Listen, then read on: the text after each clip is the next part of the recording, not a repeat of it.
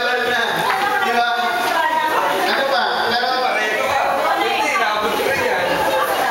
pero at the end of the day, kina Mr. Joel Cruz pa rin kami natutulog. Together with Doming, sometimes with Amo. It's Joel Cruz. So, hindi ko na alam kung ano pa ibang gusto sabihin. Masyadong marami. Yung mga tao sa ulit ng salamatan, especially sa mga first year ako, masyadong marami na akong advice kaya ayaw nyo kasi katabi ko yan eh. Pag makulit ako sinisita ako na. Alright. Hintayin mo na lang ang feeling. Kung meron pa akong nakalimutan dyan, mga tao, pwede nyo, syempre si Doming. Si Doming. Siyempre, isang puso na kami yan. Isa lang binuhan namin yan. Bako, alam ba kung bakit kami nandito lahat? Ayun.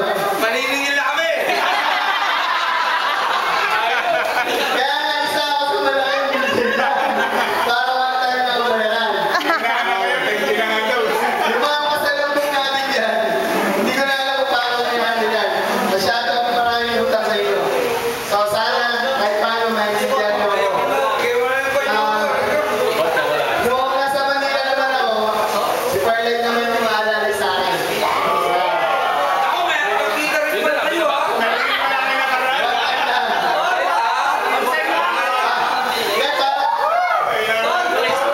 Ngayon lang namin nalaman yan. December, hindi mo sinabi yan. Hindi mo na yung kwento yun. Ito yun, for light?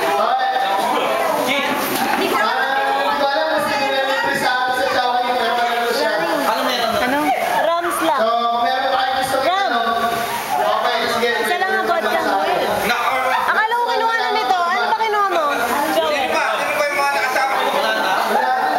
Wine na lang. Tequila pala. First summer. Bigyan natin lahat ng mga tao siya. Papalasin mo. You wanna get? Kailan mo lang i-issue yung check? Oh, Pupunta ka sa taas? Joel! Mamaya. Oo naman si Dominic. Kasama ko si Dom.